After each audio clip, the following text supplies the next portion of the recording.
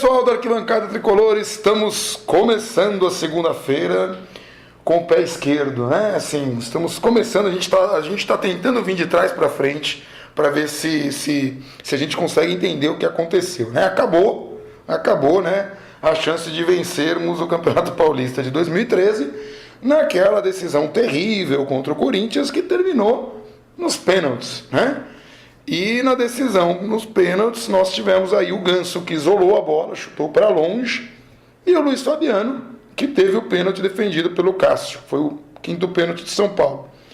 O Ganso não é um cobrador, a gente já sabia disso, desde a época do Santos ele já sofria críticas, teve até jogo que ele perdeu 2 pênaltis no mesmo jogo, não é assim a característica dele bater pênalti, mas alguém achou uma boa ideia colocá-lo para bater. Aqui eu sempre questiono essa coisa de mas ele é o jogador que ganha bastante ou é o jogador que deveria assumir a responsabilidade. Gente, o jogador é talentoso, ele assume responsabilidades dentro das qualidades que ele tem.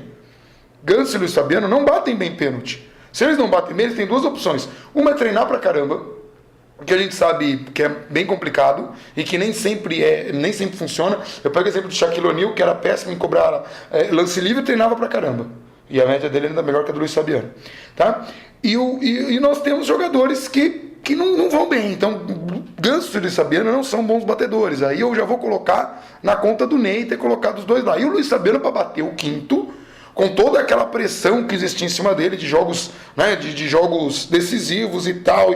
Para que vocês tenham uma ideia, de 2012 para cá o Luiz Fabiano bateu 8 pênaltis e acertou 3.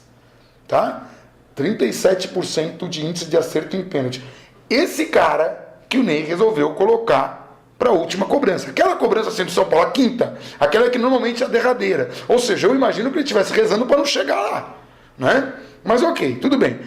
Vamos dar um desconto porque o Ney, inteligentemente, vocês estão percebendo que hoje eu estou batendo no Ney Franco, né? Inteligentemente, ele resolveu colocar Rodrigo Caio e Maicon para bater pênalti, mas ele esperou os acréscimos para isso.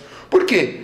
Veja só a inteligência do técnico. Isso é técnico que está muito à frente. O pessoal fala que o Rogério se adiantou na cobrança, mas o Ney Franco se adiantou. Olha que bacana. Ele vai pegar o Rodrigo Caio, um garoto, colocar nos acréscimos do jogo para bater pênalti. Então você imagina isso, você está no banco de reservas, você não está ambientizado com o jogo, você não está com tempo de bola, você não está com o pé calibrado, você vai entrar e numa decisão contra o maior rival, você vai chutar um pênalti. Bacana, né? É uma ideia muito promissora. É tão à frente do tempo que todos os outros técnicos da face da terra evitam fazer uma bobagem dessas. Então o Ney Franco ficou esperando o jogo acabar. E nos acréscimos aí ele ficou berrando, põe a bola pra fora, ficou desesperado e falou que o juiz sacaneou. Tudo bem, o juiz não deu acréscimo nenhum. Mas você não vai ficar esperando o acréscimo.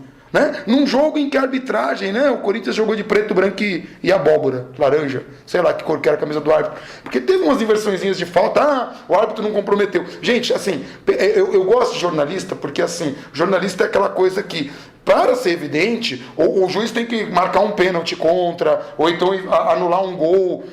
As pessoas não percebem juiz abusando dos critérios, falta só para um lado, inversão de falta. Quando o jogador disputa a bola, se o São Paulo ficar com a bola é falta para o Corinthians, é esse tipo de coisa. Mas eu não vou nem entrar nesse mérito, porque não foi isso, tá? Não foi isso que acabou acontecendo, que acabou fazendo com que a gente perdesse nos pênaltis. O Ney Franco entrou com o time habitual, nenhuma surpresa, só o Edson Silva que já estava no lugar do Lúcio, e o Edson Silva não comprometeu. O Edson Silva jogou bem, tanto que o jogo acabou 0-0, tal, não foi aí o problema. O Ganso também, que perdeu o pênalti também, apareceu bastante e tal. Só que aí, né, nós perdemos o Oswaldo, mais um jogador assim. Também tem que falar uma coisa do São Paulo, né? A gente joga bem, né? E acaba perdendo. Joga bem, assim, o time começa bem e se dá mal, Veja, o Oswaldo se machucou aqui, a gente teve 2 contusões lá no jogo contra o Atlético, também não é fácil. O problema é que quando o Oswaldo se machucou, o Ney começou a desenhar a derrota da decisão, a desclassificação do São Paulo. O Ney é melhor que o Leão, assim, 1 milhão de vezes, não tem comparação. É melhor que Celso Rotti, Abel Braga, Luxemburgo, Muricy, Carpegiani, imagino que seja melhor que todos esses. Não quer dizer que ele seja um bom técnico. Ele é um técnico promissor, eu já falei isso aqui, é um técnico de potencial. Mas eu acho que ele já fez bastante bobagem. Uma naquela vez que ele se envolveu em política, que ele se envolveu em discussão com o Rogério Ceni, porque o Rogério fez uma sugestão. Não, o cara não estava impondo nada. E aí o cara fez todo aquele escarcéu. Ele insistiu com o Rodolfo, ele insistiu com o Cortez, ele insistiu com o Maico e com vocês sabem quem, que ele ainda insiste. Ontem, quando o São Paulo precisou do técnico, ele falhou. Vocês lembram daquele jogo São Paulo e Inter, aquela primeira final que a gente perdeu na Libertadores? O Muricy perdeu o Josué expulso. E o que o Muricy fez? Recuou o Leandro, nosso atacante, de volante, isolou o Ricardo Oliveira e o São Paulo foi massacrado. Né? Porque não tinha jogada, o Leandro jogou no sacrifício, até o momento que ele fez o que ele já deveria ter feito antes, que era colocar o Richarlison. Naquela época, o Muricy não tinha aquele negócio de escalar o Richarlison sempre. Não, na época que o Richarlison estava bom, o Muricy não tinha essa frescura. Ontem o Ney Franco fez a mesma coisa. Quando o Oswaldo se machucou, ele tinha o Olisson no banco, ele tinha Ademilson no banco, mas ele olhou para o banco e resolveu colocar o Douglas.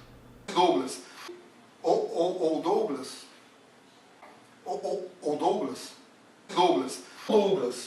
Ah, tá, o Douglas. Douglas. É. Pode ser o Douglas aí, né? Douglas. Pode ser o Douglas também. Douglas.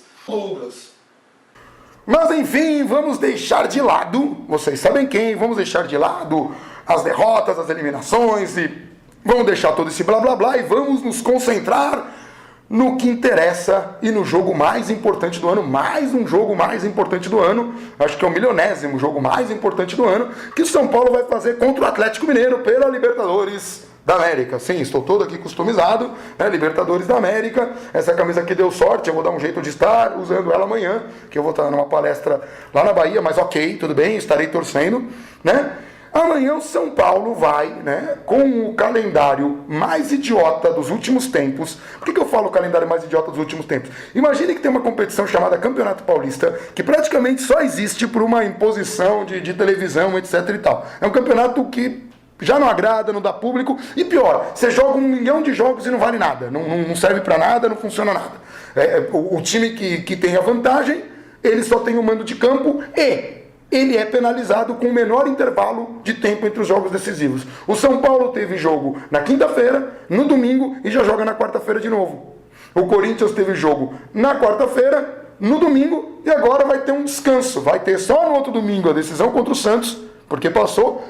E depois que ele vai enfrentar o Boca Juniors no jogo de volta. A mesma coisa o Palmeiras, que sequer teve o jogo agora. Mas todo mundo inteligentemente resolveu penalizar o São Paulo por ter tido a melhor campanha no Paulista. Que grande coisa. E o São Paulo vai enfrentar o Atlético Mineiro. O Atlético Mineiro, que é um time que não perde em casa. O São Paulo precisa ganhar por 2 gols de diferença, porque perdeu aqui de virada por 2-1. O São Paulo precisa ganhar por 2 gols de diferença para não levar para os pênaltis. Sim, tudo bem que estamos traumatizados com essa coisa de pênaltis e tal, mas se for 2-1, o jogo vai para os pênaltis. O time do Atlético Mineiro não perde há 1 ano no estádio. Eles, né, jogando em casa, eles não perdem há 1 ano.